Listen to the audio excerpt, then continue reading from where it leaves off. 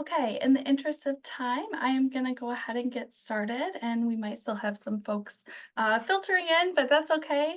Thank you for joining us or rejoining us if you were here last week. My name is Ashlyn Levitt, and I am the Assistant Director of Events and Volunteer Management in Grand Valley's Alumni Relations Office. As a Grand Valley alumni, we want you to know that our commitment to you is as a Laker for a lifetime.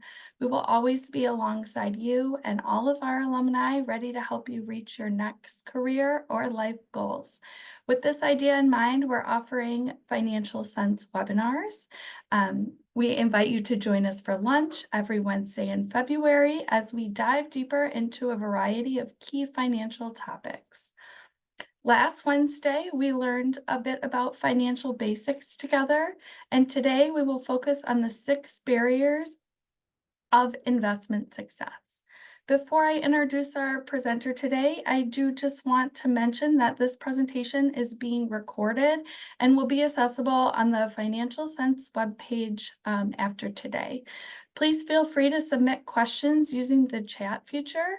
I will monitor those throughout the program, and then at the end, Melissa will go ahead and answer some of those before we wrap up right around 12:50. With that, for those of you who have not met her yet, I have the pleasure of introducing Melissa Stewart. Melissa is a '09 GVSU alum and financial advisor. We are lucky enough to have her facilitate our program again this afternoon. As the founder of ClearVista Advisors, Melissa's mission is to help provide people with a clear view of their financial future. Melissa strives to take complex investment concepts, retirement plan best practices, and financial planning topics and simplify them for her clients.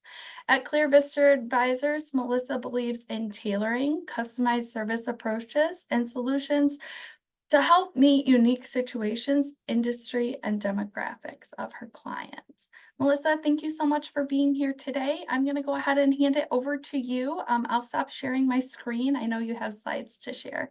That's great. Thank you so much for the introduction, Ashley. I really appreciate it, and I'm excited to be with you here today. So thank you so much. Just one moment here while I get my screen shared.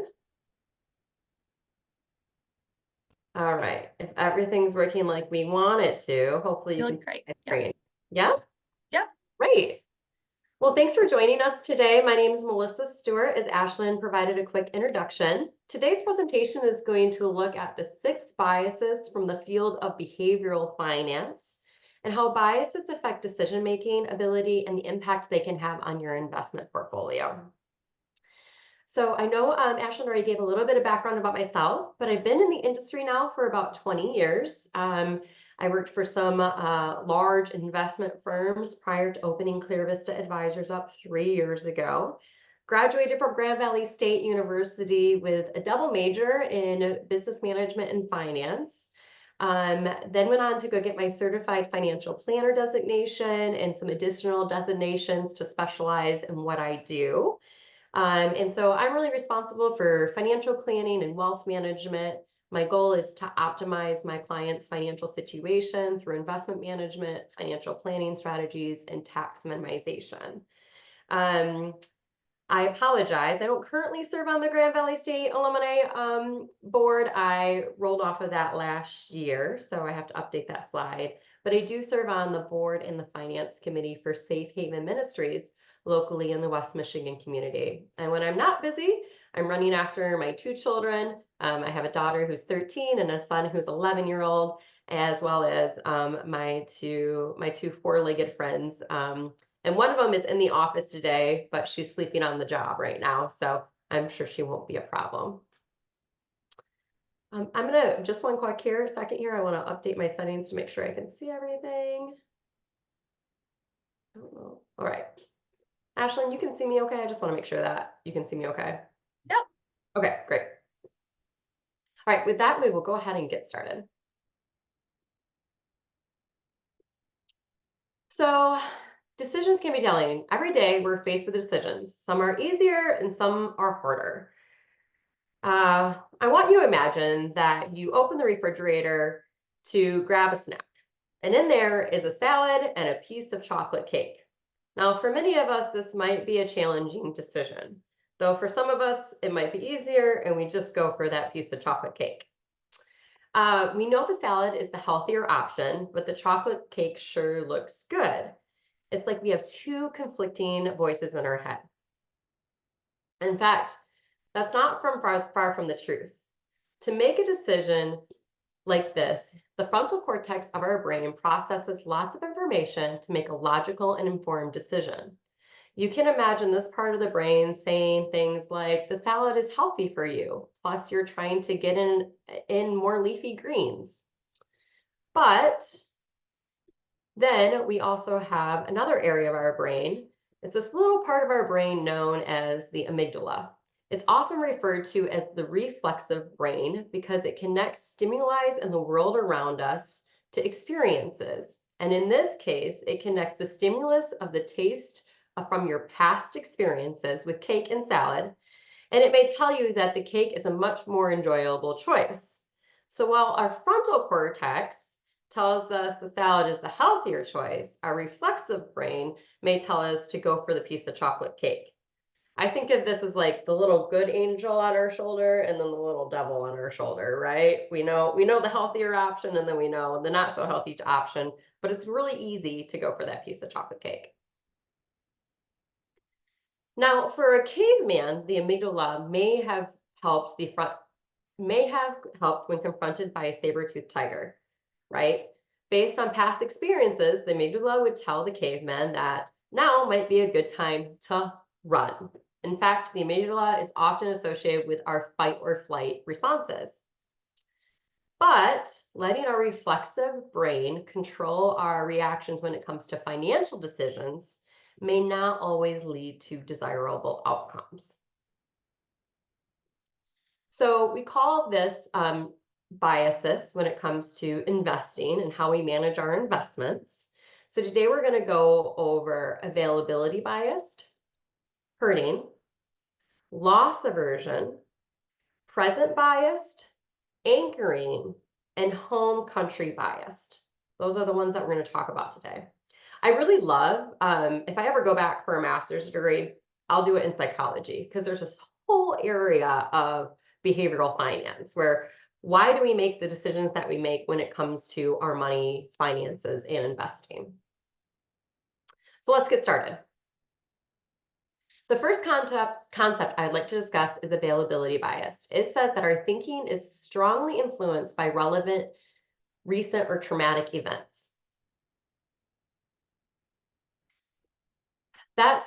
What seems like it would be more dangerous. Taking a selfie with friends or diving in the ocean. Surprisingly, for the last 5 years, more people have met their demise attempting to take selfies than from shark attacks. While it's likely true that the volume of selfies vastly outweighs the number of people swimming with man-eating sharks, chances are every shark attack made national news, while selfie stick mishaps flew under the radar. That's because the trauma associated with a shark attack is terrifying. So our brain holds on to that more. Let's look at what many would view as a terrifying period for the stock market. How many of you remember the market downturn in 2008? It was pretty bad, right? So I don't know if you remember 2008, 2009, but that's my first huge recession as a financial advisor. I was helping manage an office of financial advisors. And I mean, the market would just creep down a little bit each day, a little bit more. It was the financial crisis, right? We had Lehman Brothers closing, we had TARP money coming in, we had the government stepping in and helping banks so that they didn't collapse. It was a pretty crazy time period when it came to investing. And while the market ended down 37% that year, there was a point during that year that the market was down 50%. So you saw your account, you had $100,000 invested and you saw it drop down to $50,000 if you were invested all in the market. And you're like, whoa, whoa, whoa, whoa, whoa, I want out of this market. So this dramatic market event had a strong impact on how investors behaved in the years following the downturn. Who remembers how the market performed the following year? Now, a lot of us remember, oh yeah, that was a bad time period in the market, but do we remember how well it did afterwards? That may be harder to recall because the S&P 500 index, and when I say the S&P 500 index, I'm talking about the largest 500 companies in the US. So we take the largest 500 US companies and we put them kind of like in this bucket, and then we judge how their performance was for the year. Okay, that's what we refer to when we mean the S&P 500 index. Actually, the S&P 500 index bounced back 26.5% in 2009. But we conducted a survey just after the end of 2009 and asked people how they thought the market performed in the past year. While the market was up in 2009, 2/3 of the respondents thought the market was down or flat in 2009. The dramatic event we had in 2008 left a lasting impression on investors. The danger of basing investment decisions on market perception rather than on facts is that investors may pull their money out of equities at the wrong time and miss some of the best days in the market, right? So I had a client in 2008 that called me and said, Melissa, I don't want to lose another dime. Get me out of the market. Put me into something safe, right? But then she wasn't in the market for 2000. I mean, we pulled her money out of the market in 2008. But then she wasn't in the market for 2009 when the market came back and had that strong uprun. This may help explain why the average annual return for the S&P 500 index for the last 30-year periods ending December 31st of 2022 has been 9.65%. But the average return for the average investor who was invested in the market was 6.81%. That's a 2.84% annual rate of return difference that investors have missed out on.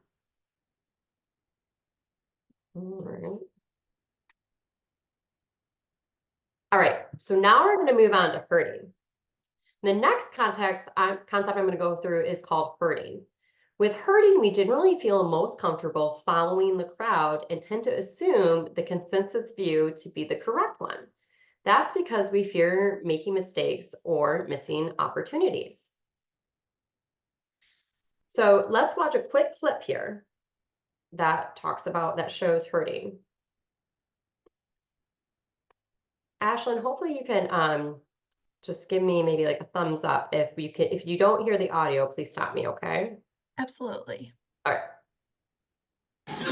The gentleman in the elevator now is a candid star. These folks who are entering, the man with a white shirt, the lady with a trench coat, and subsequently one other member of our staff will face the rear.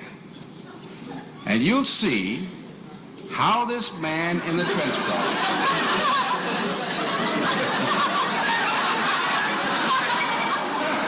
tries to maintain his individuality, but little by little,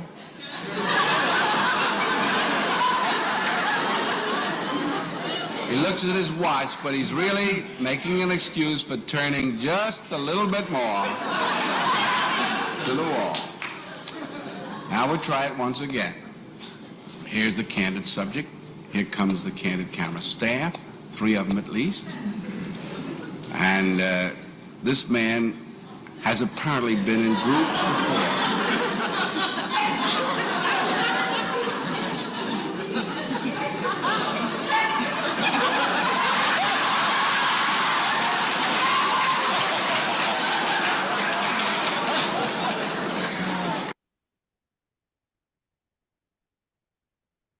Just like it was hard for the elevator passengers to go against the crowd, investors often act in a similar manner.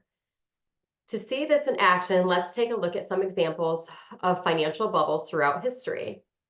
During the run-up of those bubbles, investors may have feared missing out on what at the time looked like an amazing opportunity. They followed the crowd as they bid up prices of tulip bulbs, stocks, and real estate to unsustainable levels, often within a fairly short amount of time. But even more quickly, they then expanded these market bursts. I'm sorry, excuse me. But even more quickly, they then expanded these market bursts and contracted, dropping as much as 82%. So we saw the market run up, and then we saw the market drop after that. There's a strong temptation for investors to join the bandwagon based on emotions rather than on financial strategy, right? So I think we've had that in the past, right? You see the market going up, up, up, and we're like, ooh, this is what I should invest in.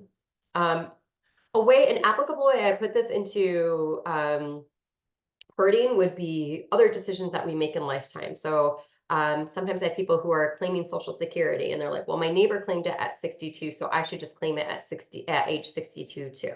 So these are any time that we're making a decision based on what we're hearing, not necessarily based on the financial facts and what's going on. How does going with the flow affect your investment decisions? The green line represents performance of the S&P 500 index, and the blue shading represents equity fund flows.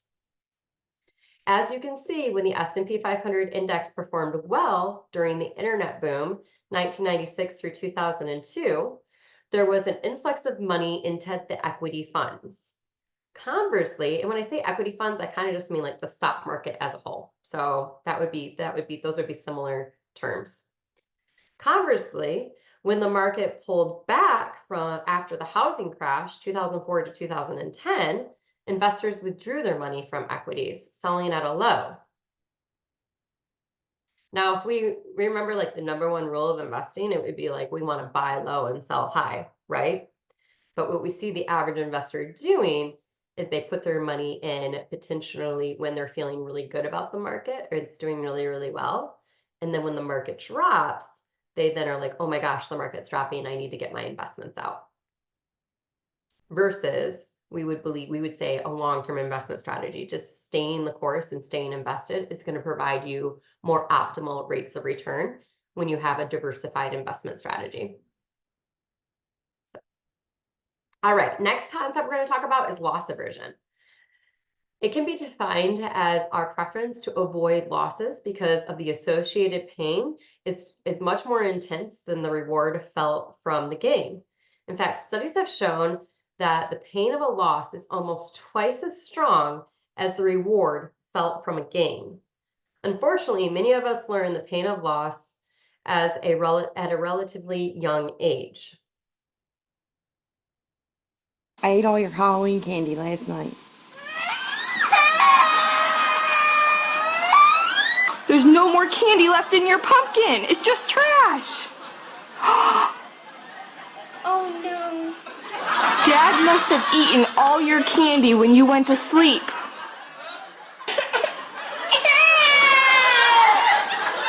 Don't you guys think you ate enough candy last night? No, I only have like one bite of candy. Are you serious?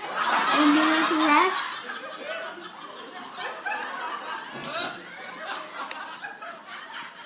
Oh, good for you. Now you're gonna probably get a bellyache. You see how much I had? I went to a lot of houses. I know. I I got ate it. it all. It tasted so good. I ate all your Halloween candy last night.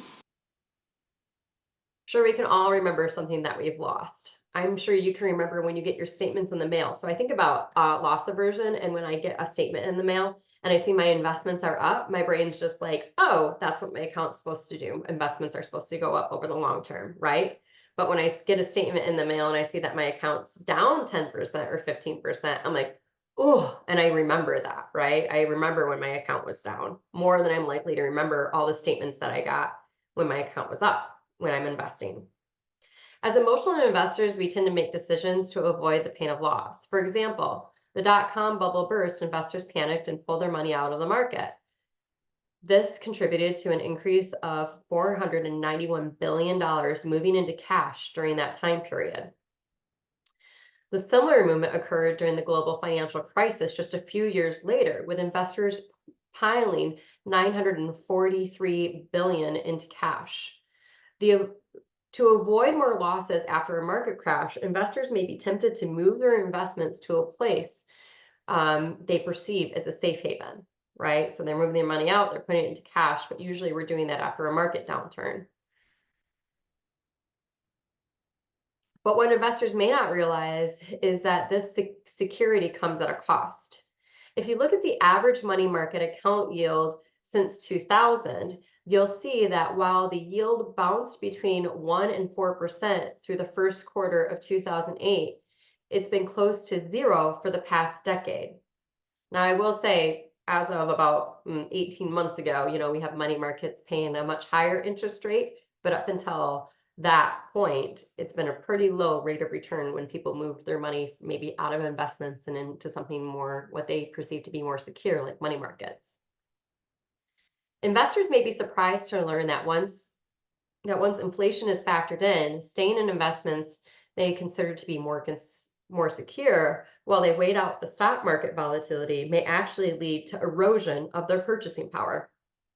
Over the last 23 years, average money market account yields on an inflation adjusted basis, meaning what did the money market return minus what inflation was, were only positive nearly 12% of the time. And the positive yields in 2009 and 2015 were largely due to periods of deflation. So inflation was super, super low. It was negative.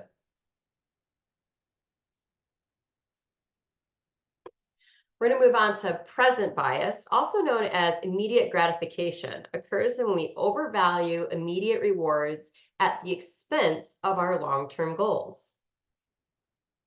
One of the best examples of this is the marshmallow test. It's been repeated numerous times, but was originally conducted in the late 1960s, early 1970s at Stanford University. In the test, a single marshmallow was placed in front of a young child with the instruction that they could eat it now, or if they waited for a short period of time, about 15 minutes, they'd receive a second marshmallow. Some of the kids got pretty creative in finding ways to distract themselves from eating the marshmallow right away. However, only 1/3 of the children were able to delay gratification long enough to receive a second marshmallow. You may not be as enticed by the marshmallow, but what if I gave you the choice between a brand new sports car today or saving for your kids' college in the future?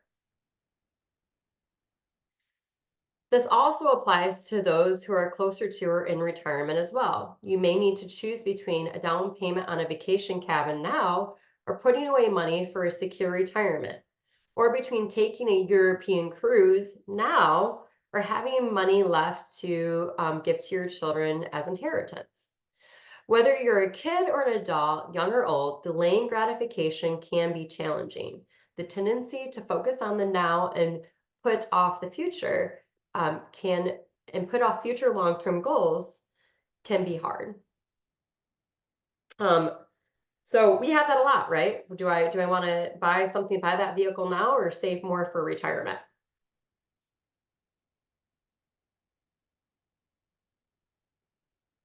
Apparently I missed a click. When your financial goals take a backseat to your immediate needs, it can create problems. A Franklin Templeton study recently asked people about their strategies for achieving future financial goals. Across 3 different age groups, more than 60% say they prioritize daily expenses, paying down current debts, or saving for other goals instead of saving for retirement. Surprisingly, the results didn't improve much for those who are closer to retirement. The lack of long-term planning and saving is having a significant impact on those nearing retirement. Let's look at the retirement assets of people ages 60 to 69. 37% have between $1 and $100,000 saved for retirement, and a shocking 35% haven't saved anything at all.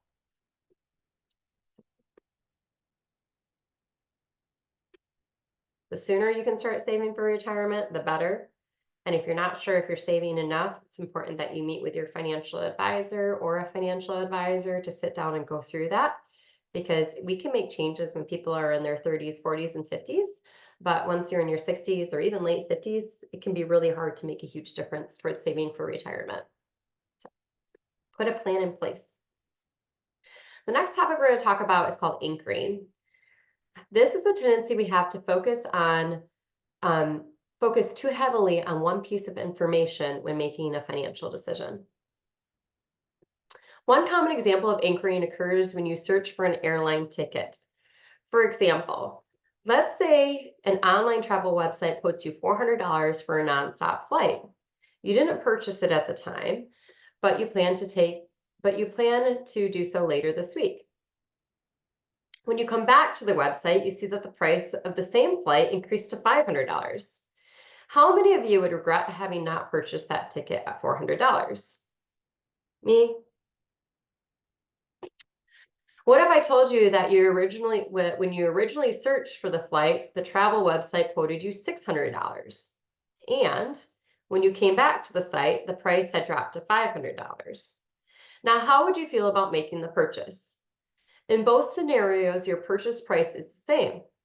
It's $500. But your feelings about the decision would have been vastly different based on what price you used as your anchor. Anchors have a powerful hand in our decision making and can create unrealistic expectations for investors. We asked investors in a survey to tell us their average annual portfolio return expectations over a 5-year period, and the median response was around 10%. So for my investment strategy, these investors are saying we were hoping to get about a 10% rate of return annually. But when presented with a hypothetical market that was up 20% in any given year, investor return expectations shifted to a median response of 20%. The introduction of the hypothetical 20% anchor caused investors to abandon their original return expectations and expect stronger returns that match the market. Later, when those same investors were presented with a hypothetical market return that was down 20%, the median return expectation was a positive 3%. Surprisingly, investors expect to outperform a down market by 23%. So interesting. We'll move our expectation when the market's up 20%, thinking, well, we should have gotten 20%. But when the market's down 20%, we're like, no, I shouldn't have gotten down 20%, a negative 20% rate of return. I should have gotten a positive 3% rate of return. This is kind of like, what are our expectations? Now let's see how anchoring can influence the way you feel about your investment portfolio. Imagine investing $10,000 back in 1993 and setting a goal to earn 8% average annual rate of return on your investment portfolio. Here's the goal you've set. And if you earn a consistent return over the entire period, the growth of your account would look like this, and you'd have an ending account value of over $100,000. So here's your average rate of return, the teal, 8% rate of return. I put $10,000 in. I didn't add any more money. I got an average rate of return of 8%. I would have had just over $100,000 at the end of the time period. But the reality of the market is that things don't always move in a smooth fashion. After a few years, when the market hits a new high point, it's easy to anchor to a newer high return expectation. Okay. And if the market drops, you may feel like you've lost, and losing sight that you are really still on track over the long term. So here we're like, oh, my account was worth a higher amount here, and now my account's down, and we're like, oh, I lost money. But you're actually still on track for your 8% rate of return. Even though your account was higher here and then dropped down, you were still on track.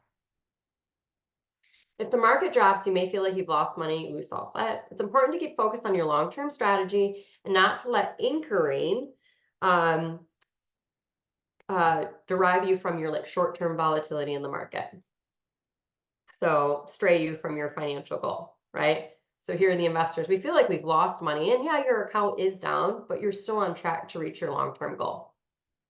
The average rate of return during that time period would have been 10% if you'd stayed invested during that whole time period.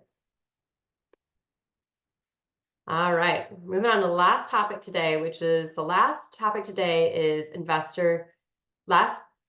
topic we'll talk about is home country biased. This can be described as a natural tendency to favor companies and products from your home country or region. Let's face it, where we live plays a big influence on our everyday lives. For example, where you live might determine whether you call this a can of soda, pop, or Coke. We're all from Michigan here, so I don't know about you, Ashlyn, but we pretty much all call this pop, right? And every time I go down to Florida, I get made fun of for it. It can be, excuse me, it can easily explain why you'd wait decades for season tickets to cheer on a nearby professional sports team. I don't know how many of you guys were watching the Lions, but we definitely have a bias, well, I do anyways, towards the Lions and how they did this year. Or the style of pizza that you believe is hands down the best, right? I mean, if you're from Chicago, I'm sure you think Chicago style pizza is the best. Where we live also influences how we invest. The United States makes up 61% of the total world stock market. So when we look at all the stocks available on the market, 61% of them are US companies. However, the average US investor allocates 3/4 of their portfolio to US stocks. So it's kind of interesting. We have a bias towards those US stocks. So we're saying, are we doing that? Are we having a bias towards US companies because we think the US is better as a whole? Or are we choosing US companies because they're actually the smarter, sounder financial decision? The problem with investing so heavily in the US is that even with recent stronger performance, the US ranked 15th out of 43 markets in the MSCI All Country World Index. So when we look at like what has Europe done compared to Europe, compared to other countries that we could be investing in, the US stocks have rated 15th. While the average US retail investors prefers domestic investment opportunities, there may be missing opportunities offered by foreign investments.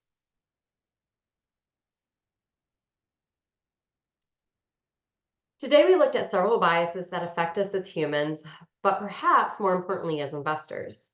And you may now be asking yourself, what can I do to be making better financial decisions? Let's look at a simple analogy to summarize a course of action. For health-related goals, studies show that people who regularly work out with a personal trainer, nutritionist, or a doctor are more likely to have success. Why? Because a personal trainer can help you build a long-term strategy to achieve your goals, keep you motivated, and ensure you stay on track with regular training sessions. Similarly, working with a financial professional can help you build a long-term investment strategy, keep your emotion and bias in check, and stay on track with regular portfolio reviews and adjustments. I hope our discussion today has helped you make sense of some common barriers to investment success and the behavioral bias that may affect your financial decisions. I encourage you to meet with your financial professional to develop a personalized investment plan for your long-term goals. If you're interested in learning more about these bias, and this presentation will get sent out after today, we have this website right here, Franklin Templeton. They helped put together today's presentation, and they have little short clips that you can view on all of these topics. So if you want to learn more about these topics, you can click right here and view those. Otherwise, I would encourage you, if you're looking to meet with a financial advisor, our services are available at ClearVista, or if you have access to your own advisor, all I care is that you're connected with a great financial advisor to help you make sure that these biases aren't playing out in your investment strategy and that you have a good long-term investment strategy in place. Are you on track for retirement? Are you on track for paying down your debt? Are you on track for saving for your kids' college education? Which goes into play of one of the next topics that we're going to be talking about for Financial Sense is college planning essentials. So if you haven't signed up for that already, I encourage you to do so. So with that, I just want to say thank you for attending today's presentation, and thank you, Ashlyn, for having me out today. I really appreciate going through this information. I hope you learned something new, and I would love your feedback. So please feel free to leave some comments in the Q&A so that we can get some feedback from you. Thank you so much, Melissa. So with that, we'll go ahead and open up the question and answer portion. We have between 10 and 15 minutes to take questions. Ooh, I love this question. All right, so we have a question that, can you talk about what the difference is between a financial advisor and fiduciaries? So financial advisors can operate either in a fiduciary capacity or in what we call a suitability capacity. So suitability would be where your financial advisor is like, hey, I think you should buy this investment. They only have to make sure that that investment is appropriate for you at that point in time. They don't have an ongoing obligation to make sure that investment is still in your best interest.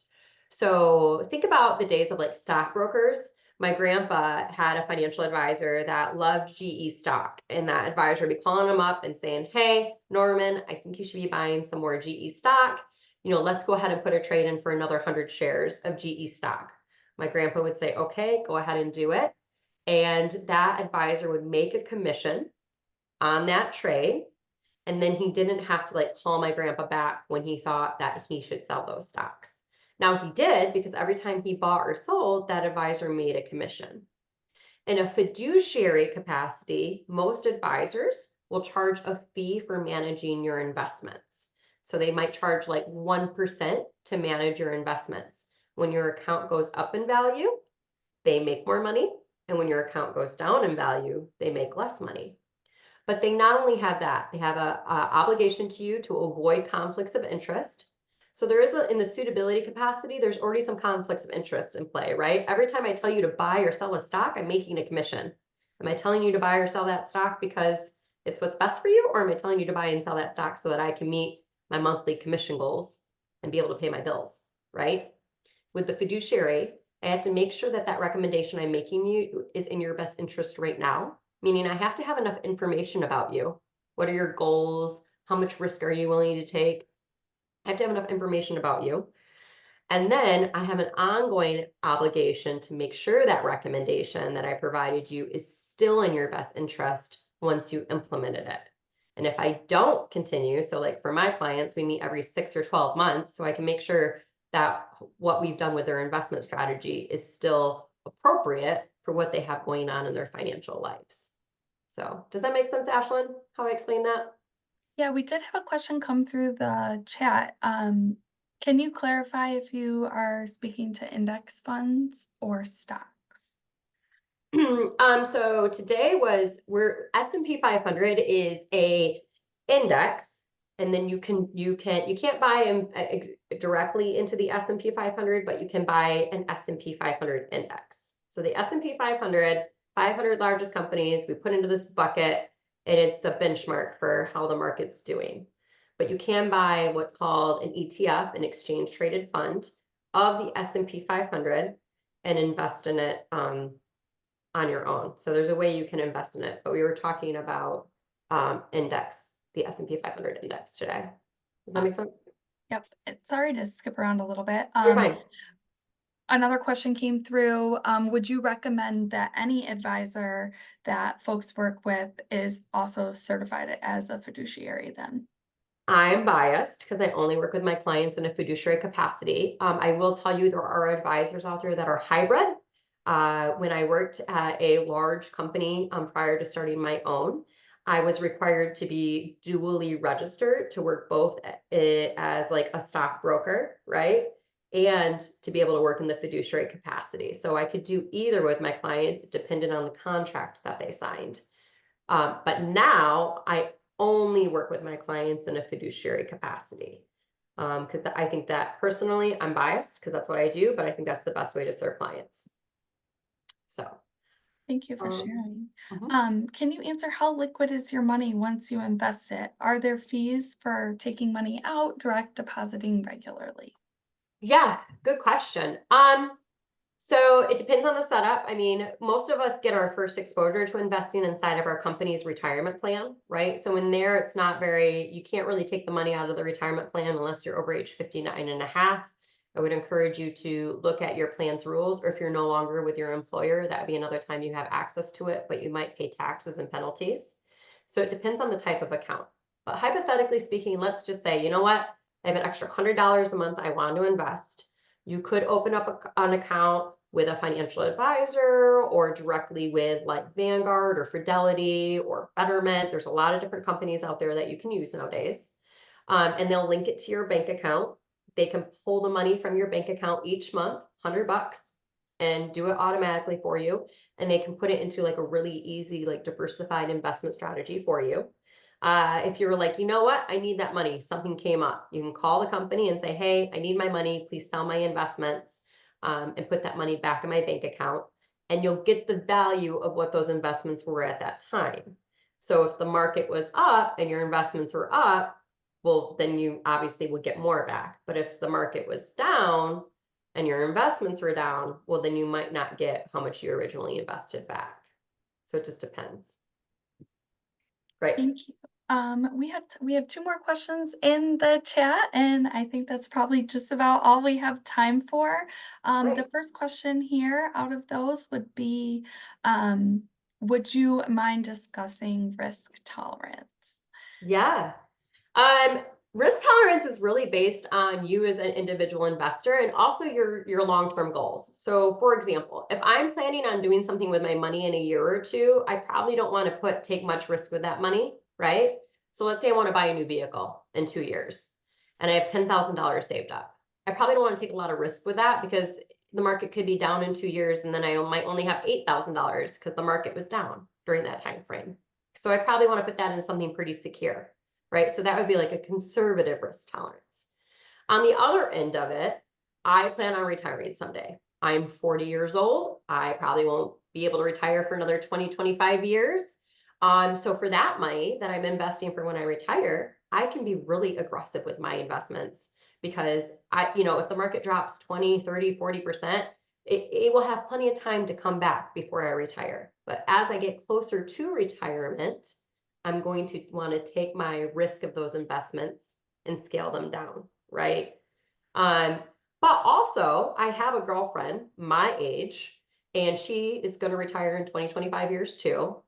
And she's so risk adverse that she would not want to see her account lose a dime, so we just know she's a really conservative investor. So we invest her money more conservatively than what I might be willing to invest my money. Because the worst thing you can do, like what we discussed today, the worst thing that you can do is put your money in, put $1,000 in, watch it grow to $2,000, and then the market drops back down to like 1,000, and you're like, oh my gosh, the market dropped, my money's down, I want to get out of it. So you buy high and sell low, and that's one of the worst things that we can do with investing. So we have to determine what's your own personal like risk profile, and then what's the financial goal? How soon is it going to happen? What's the time horizon?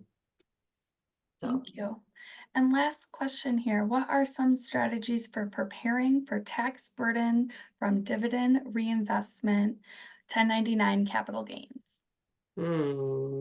That's a really specific question. I'd be happy for you to reach out to me via email or phone call with the information that's provided after today's presentation, because I would have to know a little bit more information with regards to tax, to help out with some tax minimization strategies for you.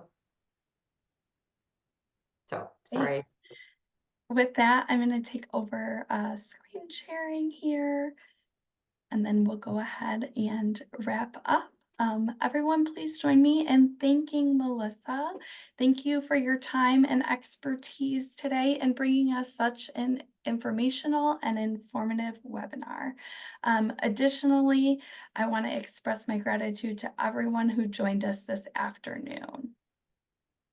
We hope you'll continue to join us every Wednesday at noon throughout the month of February. Our next session is College Planning Essentials. This presentation has been guiding families towards one of life's most important goals, filled with easy to understand charts that can help college investors answer common questions and make well-informed decisions. You'll find insights into tuition costs, financial aid, saving strategies, and investment options. Please keep your eyes on your emails, as we'll be sending up a follow-up email to you later this week. This email will include resources as well as today's video and Melissa's contact information. Additionally, I encourage you to visit the Financial Sense website using the QR code here, as you can review all of our sessions and sign up for more.